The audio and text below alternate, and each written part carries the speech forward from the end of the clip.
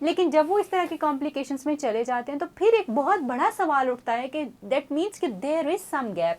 क्या आप भी इस चीज़ में से गुजरी हैं या क्या हुआ है? अपने घर से देने वाला एजुकेशन बंदा होना चाहिए। अगर आपको बाहर से फ्रेंड्स से या कहीं और से इन्फॉर्मेशन मिलती है और बच्चों को इतनी आज़ादी नहीं है घर में कि वो अपनी माँ से डिस्कस कर सकें। मे बी मैं जब इस फेज से गुजरी थी तो शायद मैंने उसी वक्त अपने माइंड में ये डिसाइड कर लिया था कि किस तरह अच्छे तरीके से अपने बच्चे के अंदर ये बात बताने की it is a normal process. और अगर हम देखा जाए तो कुरान जितना हमें मेंटली ग्रूम करता है ना, मैं कहती हूँ हमें बुक्स उतनी ग्रूम नहीं कर सकती।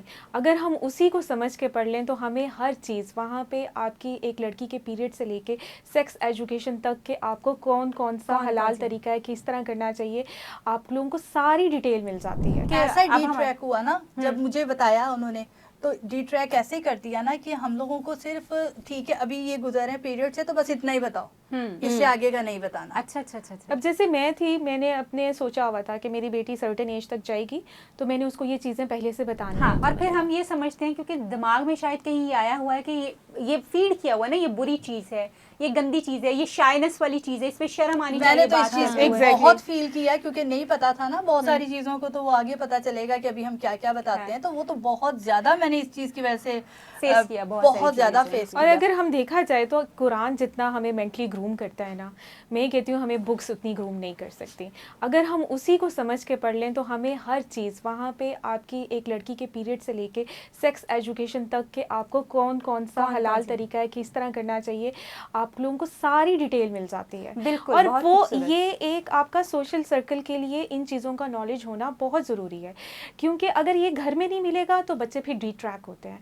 और इसी वजह से हमारी आधी से ज़्यादा आवाम इस वक्त डी ट्रैक हुई है, क्योंकि वो इंफॉर्मेशन उनको घर से सही वाली नहीं मिली और उसको Exactly. क्यूरोसिटी इतनी ज्यादा बना दिया गया है कि ऐसा अब डी हम- ट्रैक हुआ ना, जब मुझे बताया उन्होंने तो डी ट्रैक ऐसे कर दिया ना कि हम लोगों को सिर्फ ठीक है अभी ये गुजर है पीरियड से तो बस इतना ही बताओ, इससे आगे का नहीं बताना। अच्छा अच्छा अच्छा अच्छा। तब भी डिटेल्स नहीं बताई, तब भी ये नहीं बताया हमसे। वही मैं कहती हूँ ना कि हमसे ही रिलेटेड बात अगर हम ही नहीं करेंगे या हमसे ही नहीं की जाएगी तो कौन करेगा फिर? अब जैसे मैं थी, मैंने अपने सोचा हुआ था कि मेरी बेटी सर्टेन एज तक जाएगी तो मैंने उसको ये चीज़ें पहले से बतानी हाँ है। तैयबा, आप डॉक्टर हैं, ऑफ कोर्स ये डॉक्टर से जो है ना वो उम्मीद की जाती है कि वो तो उसको तो पहले से ही, क्योंकि उसने बायोलॉजी पढ़ ली होती है, उसने ये पढ़ लिया होता है, वो पढ़ लिया होता है, तो इसको बहुत सारी इन्फॉर्मेशन जो है वो ऑलरेडी होगी। क्योंकि इसके ऊपर मैं अभी एक केस डिस्कस करूँगी कि वन ऑफ आवर फ्रेंड्स जो है ना वो साइकोलॉजिस्ट थी। तो वो खुद साइकोलॉजिस्ट थी, लेकिन क्योंकि जितने मर्जी भी आप पढ़ भी रहे हो, चीज़ें सामने भी हो रही हो, तो जब तक कोई बंदा आपको प्रॉपरली एजुकेट नहीं करता किसी चीज़ के लिए, आपका उस चीज़ को समझना जो है वो बड़ा मुश्किल हो जाता है, क्योंकि पढ़ते वक्त आप सिर्फ पढ़ रहे होते हैं। And being a psychologist as well या being a doctor as well, अगर आप किसी चीज़ से गुजर रहे होते हैं तो सेल्फ आप अपने आप को उस तरह से ट्रीट नहीं कर पाते। यू ऑलवेज नीड समवन कि यार अच्छा ये थर्ड पर्सन है ना, वो उस सिचुएशन को डिफरेंट तरह देखेगा। क्योंकि आप मैं अलग अभी देख रहे बताऊं, मैं बहुत सारी ऐसी डॉक्टर क्लाइंट्स हैं, मेरी डॉक्टर क्लाइंट्स ऐसी हैं, क्योंकि इनसे हम ये उम्मीद करते हैं इनको तो सब पता है, सब पता है। इन्होंने तो सब कुछ पढ़ा हुआ होता है। तो मेरी ऐसी बहुत सारी डॉक्टर क्लाइंट्स हैं जिनको इतनी कॉम्प्लिकेशंस हैं उनकी सेक्सुअल लाइफ के हवाले से, बच्चों की एजुकेशन, सेक्सुअल एजुकेशन के हवाले से, और अपनी चीज़ों के बारे में बहुत सारे ट्रॉमा। और जब मैं देखती हूँ कि अच्छा ये तो हमारे माशरे की वो क्रीम है जिसके बारे में हम ये समझते हैं कि इनको तो सब कुछ पता होगा, इनको हमसे नॉर्मल कॉमन पर्सन से ज्यादा पता होगा, लेकिन जब वो इस तरह के कॉम्प्लिकेशंस में चले जाते हैं तो फिर एक बहुत बड़ा सवाल उठता है कि दैट मीन्स कि देयर इज सम गैप।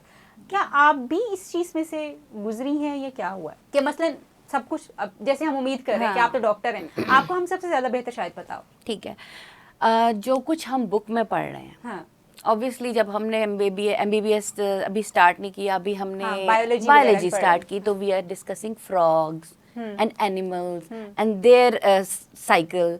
ठीक है, और उसके बाद हम जब ह्यूमन पे आते हैं, we never discuss the actual process through which we are going to be passing through okay, in our marital relationship after marriage या जिस तरह उसमें। और फिर उसके और बाद पीरियड्स के बारे में भी बताइए ना कि ये बेसिक जो इन्फॉर्मेशन एक बलूगत में जाने वाली लड़की की है, हाँ। क्या वो बायोलॉजी पढ़ के वो समझ आती कि उसके साथ भी यही नो, होने वाला बायोलॉजी है? पढ़ के नहीं, नहीं। मे बी आपका जो साइकिल हमेशा एक एफएससी के लेवल के ऊपर, जब आप थोड़े से मैच्योर हो जाते हैं, जब when you read the cycle then you somehow आपको थोड़ा हार्मोन्स का आइडिया हो रहा है कि कौन सा हार्मोन क्या अफेक्ट कर रहा है, तो फिर आपको थोड़ा आइडिया हो जाता है कि हाँ क्या एक लाइनिंग बनेगी, क्यों ज़रूरी है उसका बनना, और sorry क्यों डॉक्टर उसका साहब, उस वक्त तक शेड तो होना। आप इस चीज से गुजर चुके गुजर होते हैं चुके ना, हैं आप तो उस उस वक्त वक्त समझ सब आती गुजर चुके है। हैं। Just reading biology no, No. आपको कोई अवेयरनेस देने वाला, जैसे हमारे क्या, हम ऑब्वियसली मदर अपने घर से देने वाला एजुकेशन बंदा होना चाहिए। अगर आपको बाहर से फ्रेंड्स से या कहीं और से इंफॉर्मेशन मिलती है, और बच्चों को इतनी आज़ादी नहीं है घर में कि वो अपनी माँ से डिस्कस कर सकें। अगर वो आज स्कूल से कुछ पढ़ के भी आई है टीचर से, अगर वो मुझसे डिस्कस नहीं करेगी तो उसके कुछ क्वेरीज है ना जो हाँ, क्लियर नहीं हो पाएंगी। बिल्कुल बिल्कुल तो ऐसा ही है। इतने ये वाला फ्रेंडशिप का लेवल अपने बच्चों के साथ क्रिएट करना लेकिन बड़ा आज जरूरी भी है। जो है मैं ये समझती हूँ कि हमारी जो माएँ हैं मसलन अभी भी मैं अक्सर जब कहीं जाती हूँ गैदरिंग में तो पता चलता है कि अच्छा ये वाले जो सवाल आके बच्चे पूछते हैं हम पैदा कैसे हुए थे, अच्छा ये जो साइकिल है हमारा, और ये जो हमारे प्यूबर्टिकल आवाज़ का चेंज हो जाना है, बच्चियों की ब्रेस्ट का थोड़ा सा बलूगत के साथ साथ उभार आना जो है वो, या उसके जो प्यूबिक हेयर आ जाते हैं बलूगत के साथ साथ, इन चीज़ों के बारे में भी। और जब बच्चे पूछते भी हैं इवन, क्योंकि स्कूल में कहीं ना कहीं से तो इन्फॉर्मेशन आपको मिल रही होती है ना, वो इन्फॉर्मेशन ठीक इन्फॉर्मेशन तो नहीं होती, मगर वो इन्फॉर्मेशन जा तो रही होती है आपके ब्रेन में। तो जब आके माओ से पूछते हैं, जैसे आपने बड़ा इंपॉर्टेंट कि कहीं ना कहीं कोई एक ऐसा बंदा गाइड करने वाला जो है वो ज़रूर होना चाहिए जो आपको बचा सके उन सारी मिसकंसेप्शन से जो आपके दिमाग में आ रहे हैं। तो वो अभी भी मैं समझती ये हूँ कि माएँ आर नॉट रेडी कि अपने बच्चों को। मे बी मैं जब इस फेज से गुजरी थी तो शायद मैंने उसी वक्त अपने माइंड में ये डिसाइड कर लिया था कि किस तरह अच्छे तरीके से अपने बच्चे के अंदर ये बात बतानी कि it is a normal process.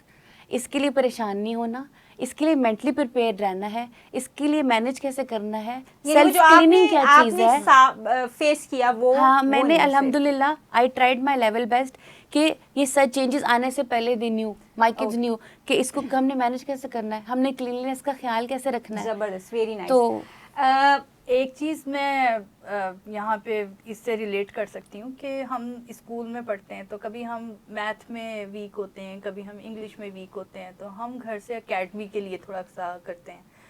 अच्छा, एकेडमी का क्यों करते हैं? क्योंकि हम उसमें इतने अच्छे नहीं होते, ठीक है, हमारी प्रिपरेशन उतनी अच्छी नहीं होती, तो इसलिए हम एडिशनल हेल्प ले लेते हैं। एडिशनल हेल्प लेते हैं। अच्छा, इस बारे में एडिशनल की तो बहुत दूर की बात है, हेल्प ही नहीं होती। हेल्प ही नहीं होती है। और जिस यानी बेस पे आपकी basics पूरी ही लाइफ चलनी हाँ, है, इन चीज़ों इन फेजेस से basics गुजर ही नहीं गुजर बताई के जाती। आपने आगे एक सर्टेन एज तक जाना है। लेकिन ये सारे फेजेस इतने इंपॉर्टेंट है आपकी लाइफ के लिए, और उस पे आपकी बात नहीं। अपब्रिंगिंग के लिए, आपकी मेंटल हेल्थ के लिए, और इन्हीं पे बात नहीं हो रही होती।